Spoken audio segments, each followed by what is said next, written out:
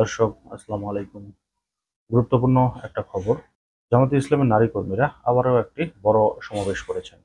আমরা বিগত সময়ে দেখেছি তারা কুমিল্লায় সমাবেশ করেছে, তারা ফেনীতে সমাবেশ করেছে, ময়মনসিংহে তারা অনেক বড় একটা সমাবেশ করেছিল। তারই ফলপ্রসূতে এবার তারা একটি সমাবেশ করেছেন সাতক্ষীরায়।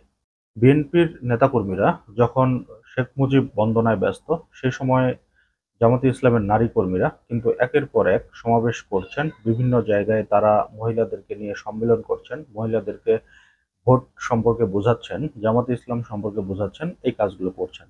আর অন্যদিকে বিএনপির নেতাকর্মী, বেশ কিছু নেতাকর্মী রয়েছে, তারা কি করছে, যেমন রুমিন ফারহানার কথা বলি, তিনি শেখ মুজিবের বাড়ি ভাঙা নিয়ে মব সৃষ্টি হয়েছে এই কথাগুলো বলে, এবং অ্যাডভোকেট ফজলুল তিনি বলছেন শেখ মুজিব নিয়ে কান্নায় ভেঙে পড়ছেন।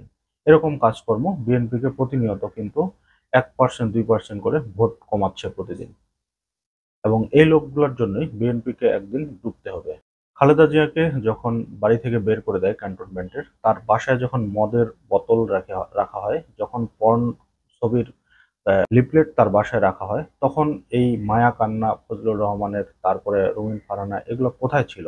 দীর্ঘ 17 বছর তিনি কারাগারে থাকলেন, দেশের বাইরে চিকিৎসা করাতে যেতে পারলেন না। এগুলো নিয়ে তাদের কোনো মাথা ব্যথা নেই, তাদের মাথা ব্যথা হচ্ছে শেখ মুজিব, হাসিনা, এইসব কেন্দ্রিক। যাই হোক, এগুলা বিএনপির ইন্টারনাল ব্যাপার। তারা এই লোকগুলোকে যতদিন বিএনপিতে রাখবে ততদিন তারা তাদের বিপদে সম্মুখীন হবে।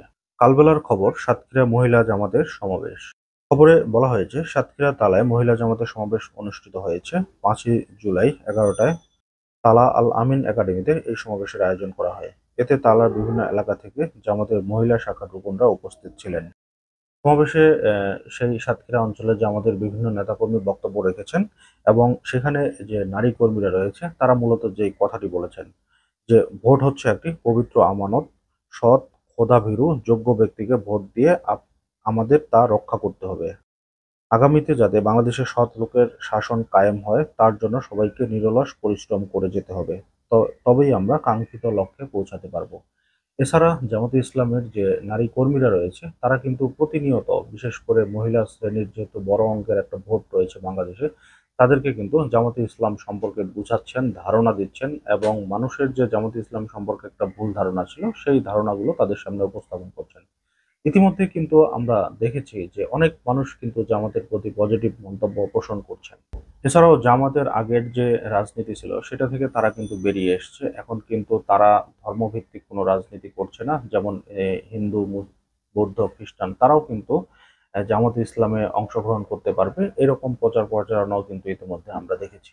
এভাবে তারা যদি তাদের কার্যক্রম প্রতিনিয়ত বাড়াতে থাকে, তাহলে আমি মনে করি যে একটা সময় জামাতে ইসলাম বাংলাদেশের ক্ষমতায় যাবে, এবং তারা যদি তাদের সঠিক লক্ষ্যটা জনগণকে বুঝাতে পারেন, তাহলেই হয়তো তাদের এই লক্ষ্যে পৌঁছানো খুব সহজ হবে। এখন দেখার অপেক্ষায় এই পরিস্থিতি সর্বশেষ কোন দিকে যায়। তো দর্শক, আজকের মতো এই পর্যন্তই। আল্লাহ হাফেজ।